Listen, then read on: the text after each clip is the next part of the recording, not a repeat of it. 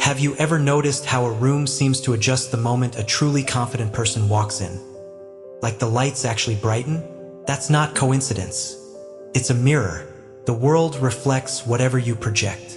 If you carry yourself like somebody who knows their value, people read that energy and respond in kind.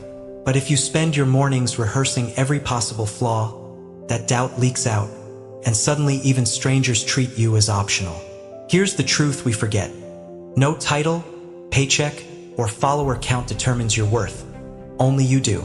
Your boss can write glowing reviews, your friends can cheer you on, and yes, trolls can throw shade by the bucketful. None of it sticks unless you agree with it. So ask yourself, what verdict have I secretly signed off on? Let me give you a picture. I once coached 2 interns with identical resumes. One spoke up, pitched bold ideas, and even laughed at her own mistakes. The other apologized before every sentence. Guess who got invited to big meetings? Same talent, different self-belief, radically different outcomes. So here's your 10-second practice. Stand tall, breathe deep, and decide right now that your value never shrinks, no matter who's in the room. Because when you believe it first, the world has no choice but to follow your lead. Ready to flip the mirror? Let's go. Picture this. You trip on the sidewalk in front of a crowd. Real confidence isn't pretending you never stumble. It's laughing, steadying your balance, and finishing your stride like the sidewalk moved for you. Because confidence says, I trust myself to bounce back. The moment you believe that, fear loosens its chokehold. Think about how often we hand our mood to strangers. A boss says, great job, and we float all day.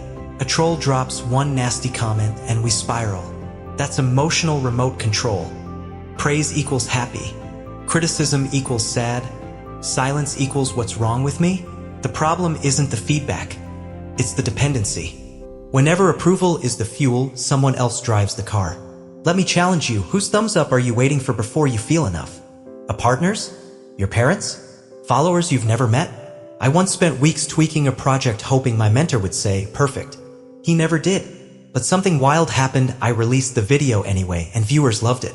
That day I realized the finish line isn't external applause, it's my own honest, yes, this matters. So next time you risk, remember, failure isn't fatal and success isn't other people's cheers. Anchor your peace internally and watch fear shrink to background noise. Ready to take back the remote? Let's press play on your own terms. Ever notice how 2 people can look at the same painting and walk away with totally different reviews? One sees a masterpiece, the other sees a mess. Here's the kicker, neither opinion changes the paint on the canvas. The very same thing is happening to you every single day. You're that canvas. One coworker thinks you're brilliant, another finds you overrated. A neighbor calls you kind, a cousin says you're distant. Which verdict is the truth?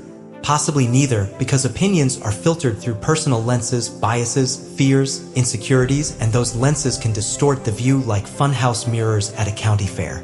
Let me share a quick story. Years ago, I published my first article online, 500 words I'd rewritten a dozen times. Within an hour, the first comment popped up. Wow, this hits home. Thank you. I felt 10 feet tall. Then the next comment rolled in, pretentious drivel. My stomach flipped. 2 strangers, minutes apart, turned my emotional state into a yo-yo. That night I realized something crucial. If both comments can't be equally true, maybe neither defines me at all. The article was the same, only the reader's lenses changed. So here's a question worth pausing on. Whose lens have you accidentally been living through? Maybe it's the high school teacher who labeled you average, and you still hear that echo every time you apply for a job. Maybe it's the social media follower who clicks the thumbs down before finishing your video, and suddenly you're second-guessing your entire channel. Ask yourself, why am I letting someone else's prescription glasses tell me if I'm blurry or clear? Detaching from opinions doesn't mean you ignore feedback. A wise artist still checks the lighting. A wise heart still welcomes growth. The key is to filter the feedback. Does it illuminate blind spots? Or does it project someone else's shadow? Constructive input feels like a flashlight. Yes, it's bright, but it shows you where to step next. Destructive criticism feels like a spotlight, blinding, paralyzing, center stage on all your so-called flaws. The moment you sense that glare, step sideways out of the beam. Remember, a spotlight can't follow you if you leave the stage. Here's a practical exercise for the week. Grab a notepad and draw 2 columns. Label one flashlights and the other spotlights. As feedback comes in online, at work, at home, drop each comment into the right column. If it helps you grow, call it a flashlight. If it only drains your energy, it's a spotlight. By Friday, keep the flashlights, trash the spotlights. It's a simple practice, but it trains your brain to separate truth from noise. Because at the end of the day, you and I are responsible for one thing: painting the canvas we've been given with colors that feel honest to our souls. Critics will always line the gallery walls, some cheering, some sneering, but none of them can pick up your brush. Once you grasp that, the applause gets quieter, the boos fade out, and what remains is the steady rhythm of your own creative heartbeat.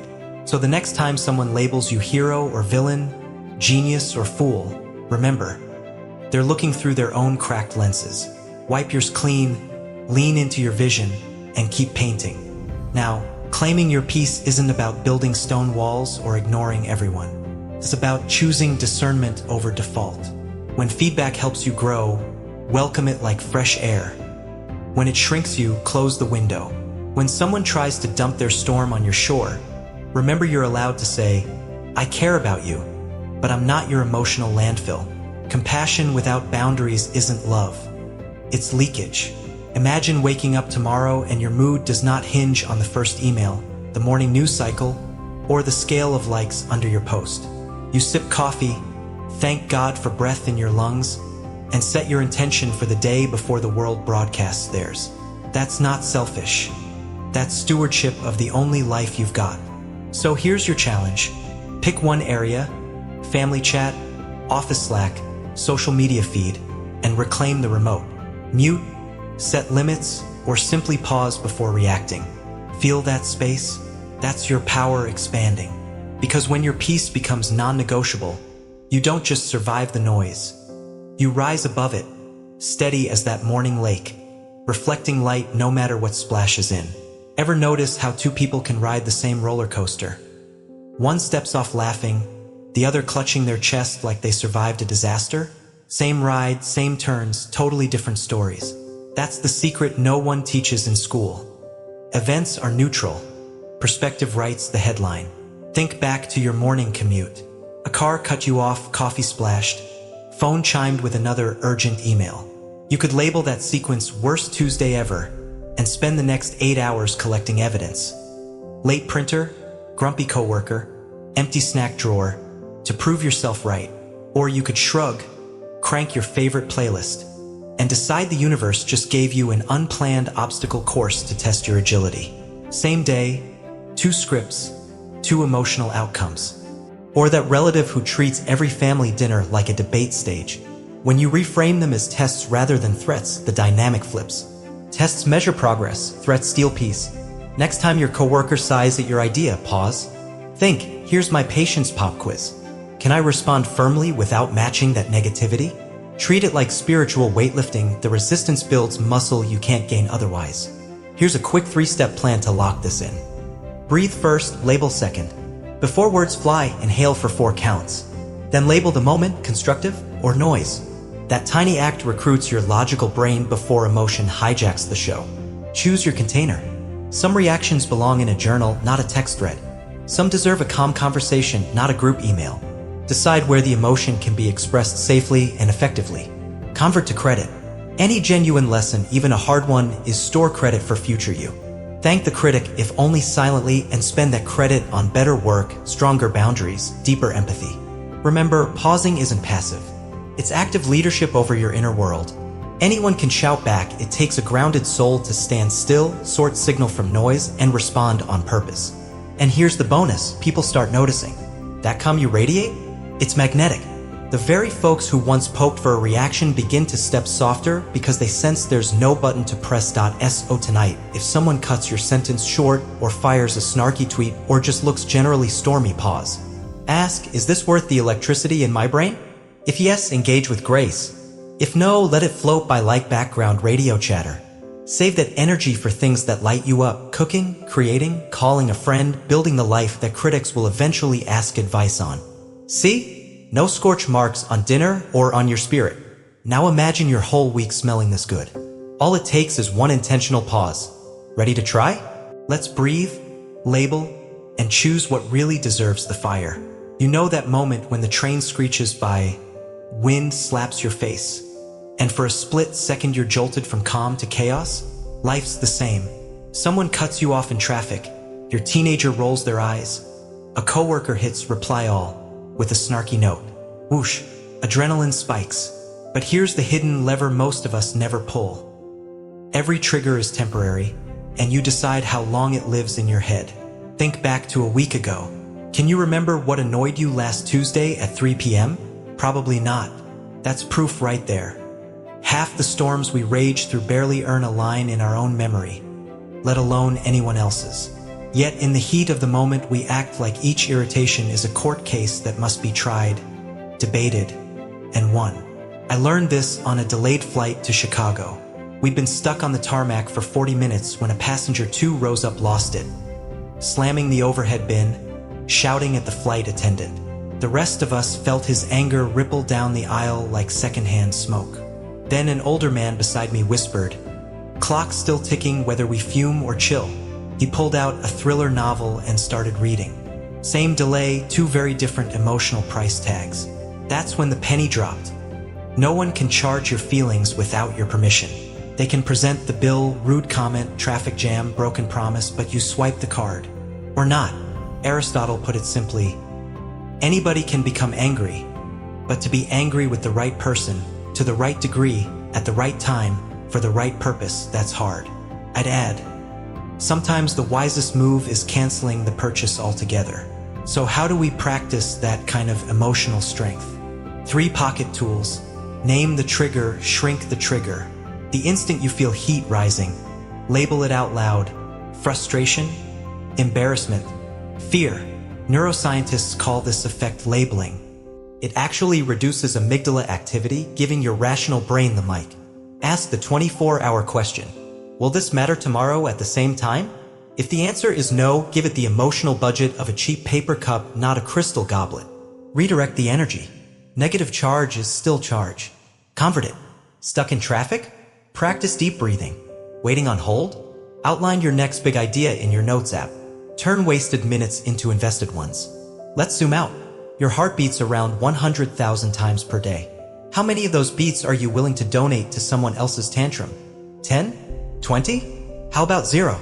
Imagine a week where you reclaim even half the energy you leak on temporary troubles. What could you build, learn, enjoy with that power back in your pocket? Tomorrow, when the train of annoyance barrels past, let it pass. Feel the wind, sip your coffee, and remember, strength isn't the absence of triggers, it's the presence of choice. Pause, pick your response, and watch how quickly the platform grows calm again. All aboard the peace train, my friend. The ride is smoother and the scenery clearer when you're the one choosing the stops. Scene opens on a front porch. The host steps outside, sees an ugly, dented box marked negativity, return to sender, smiles, and addresses the camera. Ever had a delivery you didn't ask for? Maybe a neighbor's package showed up on your mat by mistake. You don't rip it open, you pass it back. That's exactly how negativity works. A snarky comment, a jealous glare, a rude email, each one is a box somebody else tried to drop at your door. But here's the secret, if you refuse to sign for it, it stays with them. No clutter in your hallway, no extra weight in your hands. Let's test it. Imagine a coworker mutters, "Must be nice to leave on time." Old reflex? Fire back or fume all evening. New reflex? Picture yourself holding that ugly package, then calmly sliding it across the desk. Watch how light your shoulders feel by Friday. You'll find extra energy for things that actually move your life forward. Mentorship, creativity, that workout you've postponed. Remember, the world will keep shipping boxes you never ordered. You can't control the senders, but you decide what crosses your threshold. Reject the junk, keep your porch clear, and walk inside, hands-free, head high, heart unburdened. Listen to this soundtrack, cups clinking, baristas yelling names, latte art in overtime. It's loud, it's messy, it's life on a Tuesday. Now picture one person in this room who never raises their voice, never spills a drop, never lets the swirl knock them off center. That's true strength, not the one who shouts the loudest, but the one who keeps their pulse steady while the espresso machine screams. You've met that person. Maybe it was a teacher who handled a classroom tantrum with a whisper that cut through the noise. Maybe it was your grandma folding laundry when the power bill arrived late and everyone else panicked. Calm isn't passive, it's power under control. It says chaos can circle me, but it won't enter me. Here's the fun twist: the moment people realize they can't shake you, they either stop trying or fade out of your orbit. Years ago, I worked in an office where one colleague thrived on drama. Every staff meeting, she would toss a verbal grenade. Who forgot to copy me on the client email? I scanning for the first flinch. I decided to be the granite wall. I answered in a normal tone. I copied the list on Monday, happy to resend. No snark, no spike in voice. After 3 weeks of her grenades landing with a dull thud, she found a new target. Granite isn't fun to fight. So how do you become unshakable granite instead of quicksand? Try this 3-step practice. Own your breath before you own the room. When tension hits, inhale for 4 counts, exhale for 6. Your nervous system shifts from fight or flight to strategic thinker mode in under 15 seconds. Name the game. Silently label the outburst. This is pressure testing my patience, not my worth. Labels create distance, and distance gives you options. Mirror nothing, reflect everything. Think of negativity as someone holding up a cracked mirror. Their reflection might be distorted, but it belongs to them, not you. Respond with clarity, not mimicry, and watch the cracks stay on their side of the glass. Let's ground this in a question. Who's the loudest person in your current situation? A boss, a sibling, maybe the critic in your own head? What if tomorrow you tested silence instead of volume, measured words instead of rapid fire? Observe the shift. Odds are the temperature in the room drops because drama loves oxygen and you just took the air out of its lungs. Remember, a lighthouse doesn't blow foghorns at every passing ship. It simply stands, steady beams slicing through the dark. Some vessels steer clear, others draw safely home, but the lighthouse wastes 0 watts on persuasion. It just is. That's your invitation today. Be the lighthouse in the coffee shop chaos, the granite in the gossip storm. Anchor your calm, and you'll discover that strength isn't proven by how forcefully you hit back, but by how firmly you hold ground without raising a fist or even your voice. When the world realizes it can't tilt you, it tilts for you, clearing space for your purpose to shine. Picture this bag as every opinion, mood swing, and passive-aggressive comment life will ever throw at you. Some days it taps you lightly, other days it swings like a wrecking ball. Here's the truth no one can dodge. You're the only person responsible for how much impact it has. Your partner, your boss, your timeline, none of them own your emotional battery. You do. And the strength of that battery is called confidence. But because you got stronger, let me leave you with a question. If your emotional energy were a bank account, who gets to swipe the card? Reclaim the pin today. Every no to drama, every disciplined yes to growth, flashes across the ledger as deposits. Keep accruing, and one morning you'll realize the armor fits perfectly. Custom forged, untransferable, yours alone. Time to train. The world can keep swinging. You've got sets to finish and armor to build. One deliberate, powerful choice at a time. Have you noticed the paradox? The moment you stop chasing validation, the same crowd that overlooked you suddenly leans in. It's not magic, it's psychology. Approval-seeking leaks insecurity like perfume. Everyone smells it. But inner peace, that's a silent magnet. People respect what already respects itself. Think of a time you met someone utterly at ease. No humble brag, no fishing for compliments. You found yourself leaning forward, right? We're wired to trust calm.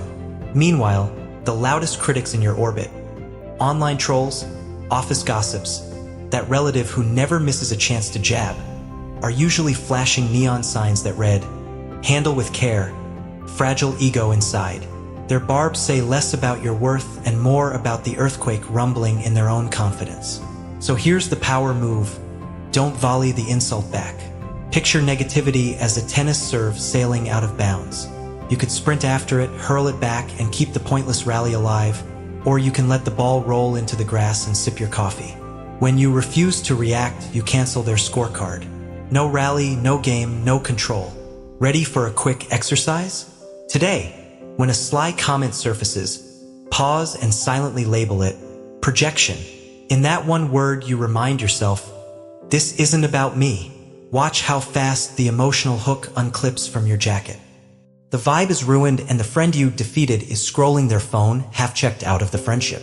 The invoice arrives, swallowed time, cracked peace, sometimes a relationship in ICU. Congratulations, champ, your ego scored, your life paid. Here's the truth high performers learn, being right is cheap, staying whole is priceless. Picture Muhammad Ali in the ring. Rope-a-dope wasn't about throwing the hardest punch every second, it was about conserving energy, letting the opponent exhaust himself. Same principle off the mat. The strongest people choose silence because they prize endurance over applause. Let me give you a personal miss. Last year a client blasted my design draft over Zoom, pixels, too playful, colors, off-brand. Old me would have shared screens, dissected hex codes, and turned a 20-minute call into a 90-minute duel. New me smiled, said, fair points, let me explore another direction, ended early, revised quietly. 2 days later the client emailed, I overreacted, your first draft was closer than I realized.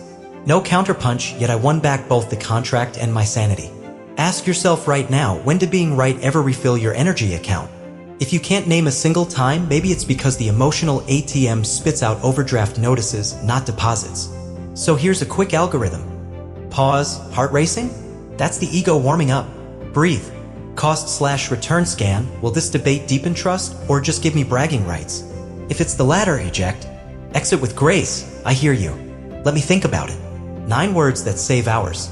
Remember, silence isn't surrender, it's strategy. You don't need to tattoo I was right on the scoreboard of every conversation. Let go of the small victories and watch your life accumulate the big ones, time, peace, respect. That's not weakness, that's mastery. Let's land the plane right here. Everything we've talked about, perspective, boundaries, laughter, silence, boils down to one final truth. The world can debate the picture later, you've got art to make today. Remember these? From the day we could hold a crayon, we were taught that a shiny sticker or an A+ was the supreme verdict on our worth. Fast forward to adulthood and the stars just change shape.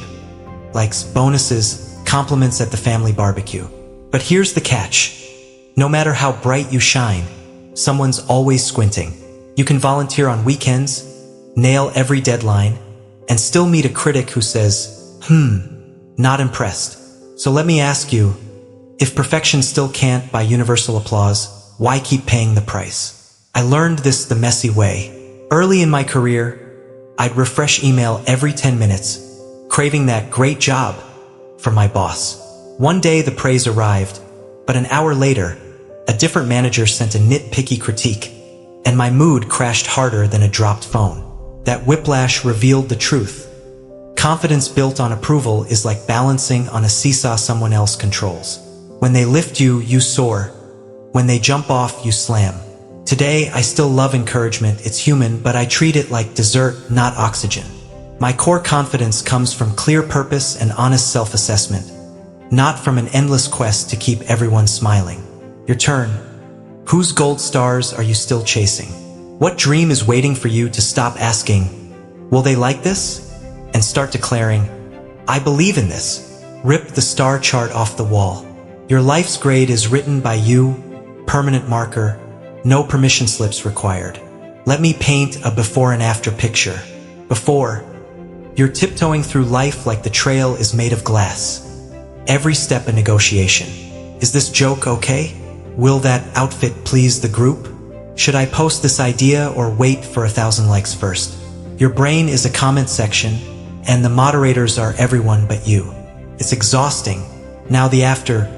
Same trail, same you, but the glass has turned to solid ground. You plant each step with a quiet thud of certainty. Decisions flow from desire, not duty. You say yes because it aligns, no because it doesn't, and you never need a committee vote to do either. That shift, the one from chasing validation to honoring your own compass, changes everything. I stumbled into this lesson on a Saturday morning run. A neighbor jogged up beside me and asked if I wanted to join his marathon training group. Old me would have shouted absolutely, just to look committed. New me paused, scanned my schedule, my knees, my heart, and said, I'm rooting for you, but distance racing isn't my jam right now. His reaction? A grin. Man, I respect that honesty. He ran ahead, I kept my pace and felt lighter than any runner's high could ever give. That's the irony, people lean in when they sense you don't need them to. Why? Because peace is magnetic. When you're no longer auditioning for acceptance, others pick up on that steady frequency. Some will orbit closer, some may drift away, but the ones who stay engage the real you, not the edited version. Here's a quick gut check. Think of something you keep delaying, asking for a raise, posting that first vlog, flipping the open sign on your side hustle. Now ask, what am I waiting for? If the answer is a thumbs up from a panel of invisible judges, that's validation talking. Imagine clearing the courtroom, gavel down, doors closed. Would you move forward tomorrow? If yes, you've already got your verdict. Let's add a practical tool. I call it the piece or pieces filter. When a decision pops up, ask, does saying yes give me peace, or does it divide me into pieces? If it splinters your time, values, and sanity, the price tag is approval and it costs too much. If it clicks into place like a puzzle piece, it's probably aligned with who you truly are. I won't lie, shifting out of approval mode can feel like losing gravity for a second. You'll wonder, if I don't adjust myself for them, will they leave? Maybe. But the ones who remain will be the tribe you were searching for all along. And your energy, finally freed from people-pleasing, will pour into work that matters, relationships that breathe, and nights when you actually sleep instead of replaying conversations. So here's today's challenge. Make one decision, big or tiny, without polling anyone first. Could be the paint color for your home office, could be applying to grad school. Feel that solid ground underfoot? That's peace. Walk in it, because the moment you stop tiptoeing on eggshells, you hear the crisp crunch of fear breaking and the clear echo of your own purpose leading you forward. Let's clear up a myth that keeps talented people stuck. If I don't soak up every opinion, I'll never grow. Truth? Growth runs on feedback, but it crashes when that feedback turns into dependence. Imagine you're driving across country. Feedback is your GPS recalculating when you miss an exit. Dependence is handing the wheel to every random passenger who climbs in, then wondering why you're dizzy at mile 47. I learned the difference my first month on YouTube. Episode 1 dropped. 5 comments rolled in. 2 were gold lighting tips, pacing notes. 3 were, let's be nice, dumpster fires. I spent a whole Saturday rewriting the script to satisfy those 3 ghosts. The next upload flopped, not because the critics were wrong, but because I'd scrubbed out my voice trying to win their thumbs up. That night, a mentor asked, did their advice make the show better, or just safer? Boom. Discernment 101. So how do you sort the gold from the gravel? I use a quick 3-step filter. Credibility. Does this person have fruit on the tree I'm trying to grow? If a stranger with 0 videos calls your editing amateur, smile and keep scrolling. If a seasoned filmmaker DMs a suggestion, lean in. Alignment. Does the feedback serve the mission, or just their preference? When Aunt Linda tells you to tone down the passion, remember Aunt Linda likes elevator music. That's about her comfort, not your calling. Energy check. When you picture applying the advice, do you feel expanded or cramped? Your body is a brilliant lie detector. Don't ignore the knot in your gut. Here's why this matters. The moment you stop needing constant approval, you become unmanipulable. Bosses can't bait you with vague praise just to pile on extra work. Friends can't guilt trip you into plans that drain you. Internet trolls lose their magic because a troll's power is proportionate to the space you rent them in your head. Think of Martin Luther King Jr. marching when polls said, "Stay home," or Rosa Parks staying seated when culture screamed, "Move." History's game changers took feedback from purpose, not popularity. They refined tactics but never surrendered the steering wheel. Now let's bring it home. This week, pick one arena: work, family, your art, and run the filter. Keep the critiques that sharpen the craft. Ignore the ones that simply dull your shine. Then notice your breathing. Deeper, steadier. That's the oxygen of self-trust rushing back in. Will you still value feedback? Absolutely. Wise people crave correction like athletes crave water. But you'll sip it, not drown in it. And when someone tries to steer you off mission with flattery or shame, you'll smile, thank them for the input, and drive on, headlights fixed on the horizon that called you in the first place. Remember, feedback is a tool. Approval is a trap. Hold the first with gratitude, drop the second with grace, and watch how fast you grow, on your terms, in your lane, toward the life only you were built to live. Take a look at that water. No wind, no ripples, just calm. Now imagine your mind like that lake. Peaceful, steady, reflecting the sky. Then, ring! A notification pops up, a relative fires a snarky text, a coworker unloads their stress. Suddenly waves hit, the surface breaks, and your thoughts churn. But here's the breakthrough. Those waves aren't caused by the lake, they're caused by what lands on it. Your peace is the water. You decide what sticks and what slides off.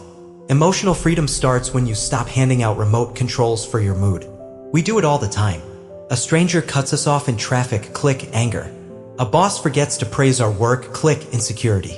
But why should people who might forget our names tomorrow steer the ship of our inner world? Your life belongs to you. No rental agreement with family drama, social media judgment, or yesterday's gossip. Let me share a quick story. A friend of mine, let's call her Maria, spent years checking her phone every 10 minutes for her mother's approval. One day mom would text heart emojis, the next day silent treatment. Maria's emotions yo-yoed so hard she barely slept. Finally, she asked herself one brave question: am I living for a love that's already mine, or for a permission slip that might never come?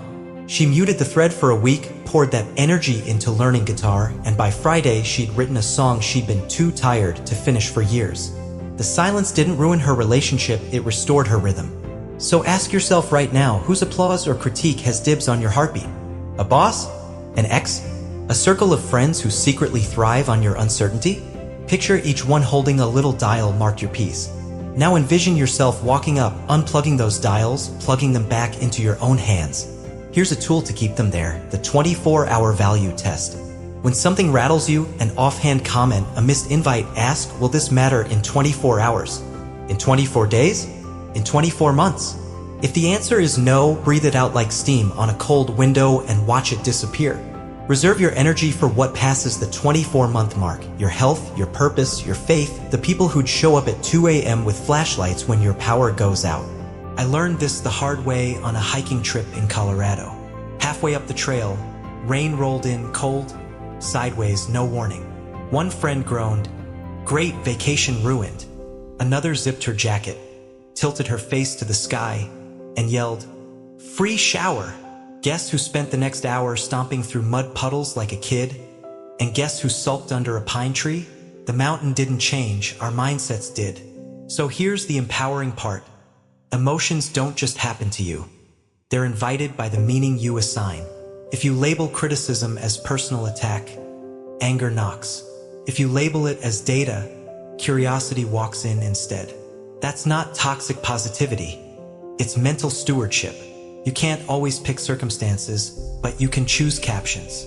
Try this 3-step reframe drill next time life swerves. Pause the headline.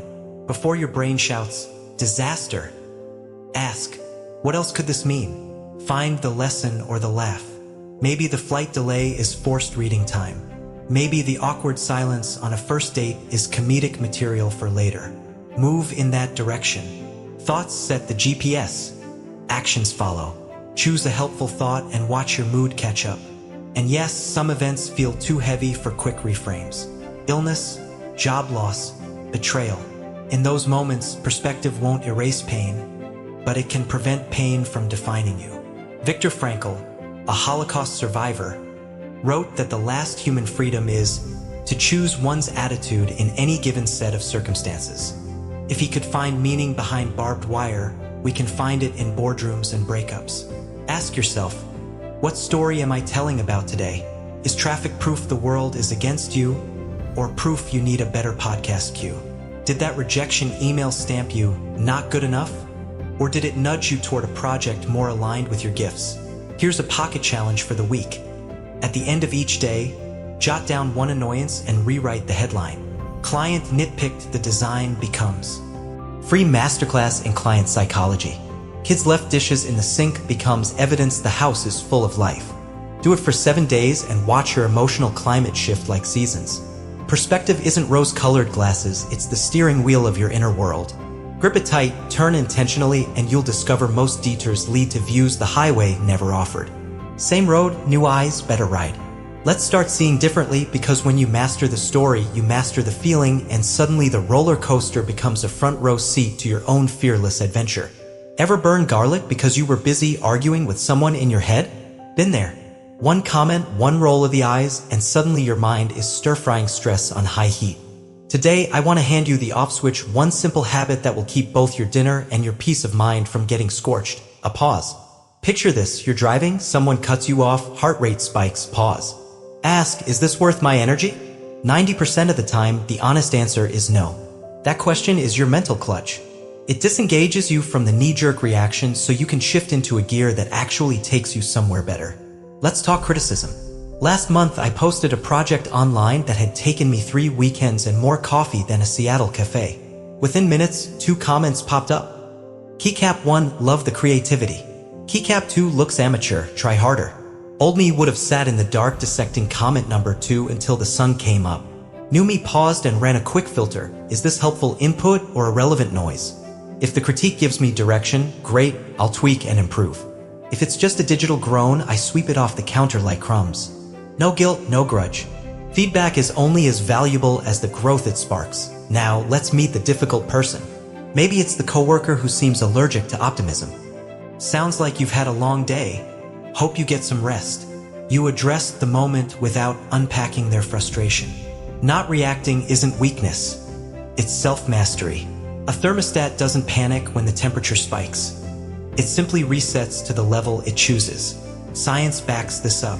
Every time you bite the bait of disrespect, your brain bathes in cortisol, the stress chemical that hijacks clear thinking. Stay cool and your prefrontal cortex, your decision HQ, keeps the reins.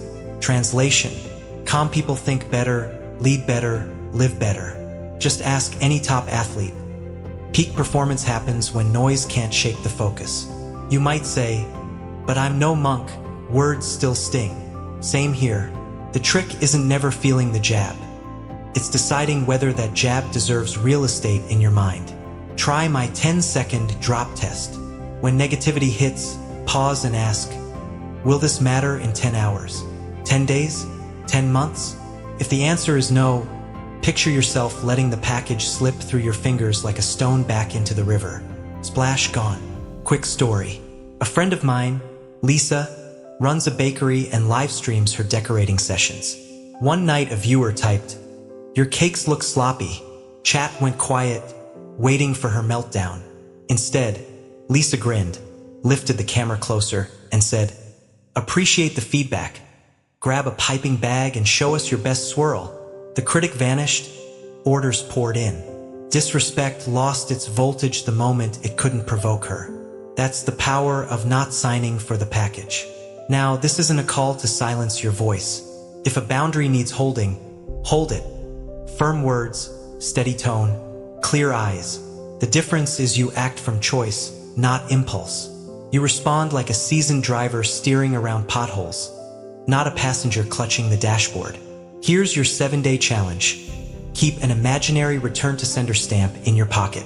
Every time negativity arrives, online, in traffic, at the dinner table, pause, stamp it, slide it back. Think of confidence like body armor.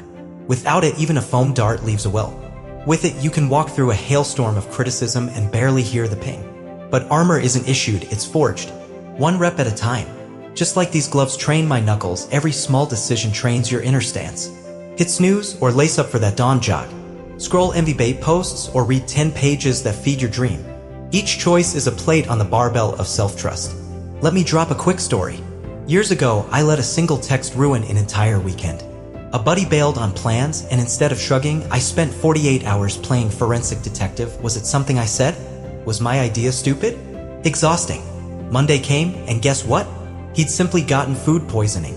That's when it clicked. I'd handed him my emotional steering wheel, and he wasn't even conscious enough to drive. Never again. I started a micro-habit. Whenever disappointment hit, I asked, what's the smallest action that proves I'm still in charge?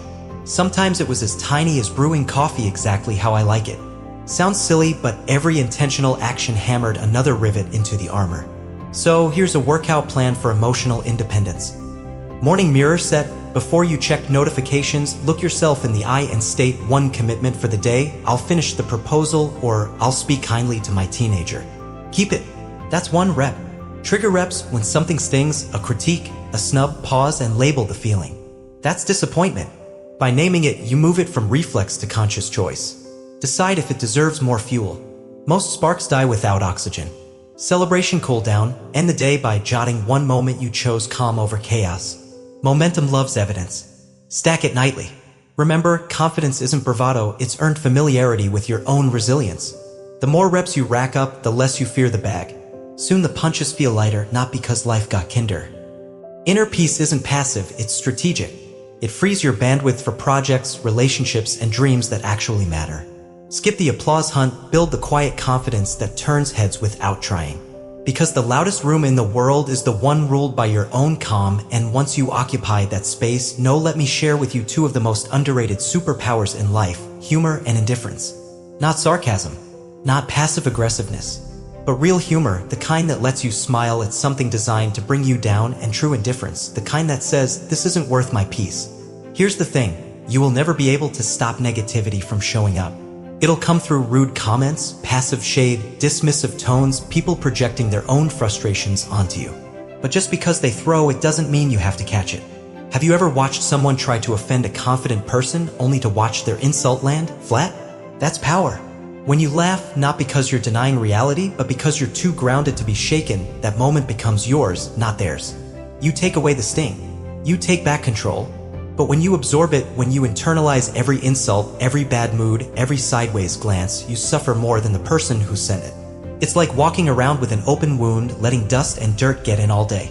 Eventually, that infection takes hold. So ask yourself, is this worth my energy? Is this negativity something I need to carry? If the answer's no, let it bounce off. Shrug. Smile. Move on. You can't stop the world from throwing negativity your way, but you can decide whether it sticks. That choice? That's emotional freedom, and it's one of the most powerful choices you'll ever make. Ever watch a pickup game where one guy hustles after every loose ball, diving, arguing out-of-bounds calls, burning his lungs on plays that won't change the score? 5 minutes and he's gassed. The scoreboard hasn't moved, and the rest of the court just rolls their eyes. Life's the same court. Not every ball is worth the sprint. We grow up hearing never back down, but real champions know when to walk off the sideline. Ask Serena Williams. She's let questionable line calls slide to keep her focus for match point. Ask any CEO who pivoted instead of suing a copycat idea. Letting go isn't weakness. It's strategic endurance. You're protecting fuel for the battles that actually decide the game. So here's a practical filter. Does winning this fight buy long-term peace or just short-term pride? If the answer is pride, an ego boost, a mic drop moment, step back.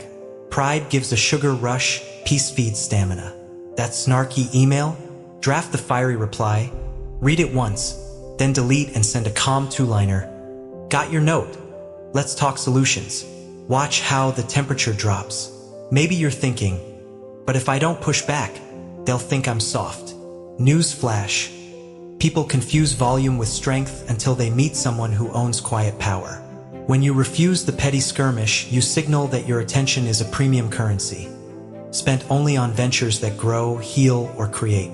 Try the 24-hour wallet test. You wake up tomorrow with exactly 24 chips of mental energy. That social media argument will cost 5 chips. Replaying it in the shower, another 3. Venting to a friend, 2 more. By brunch, you're broke, and the original issue is still petty. Instead, stash those chips for tasks that compound. Learning a new skill, calling your dad, pitching your side hustle. Remember, a general who fights every village skirmish never reaches the capital. Your peace is the capital. Guard it like royalty. Choose battles that advance your purpose, and let the rest bounce harmlessly out of bounds. Ever notice how winning an argument rarely feels like winning? You get that 30-second rush. Ha, gotcha. But 10 minutes later, your pulse is still sprinting. You're the gatekeeper of your peace. Picture a castle wall with a single drawbridge. Drama can shout from the moat, critics can wave torches, but that bridge only lowers on your command. So the next time life tests you, traffic stalling, boss nitpicking, social feed buzzing, choose to pause. Feel your heart, hear your thoughts, decide, is this worthy of my attention? If yes, step forward in clarity. If no, keep the bridge up, nod politely, and turn back to the life you're building.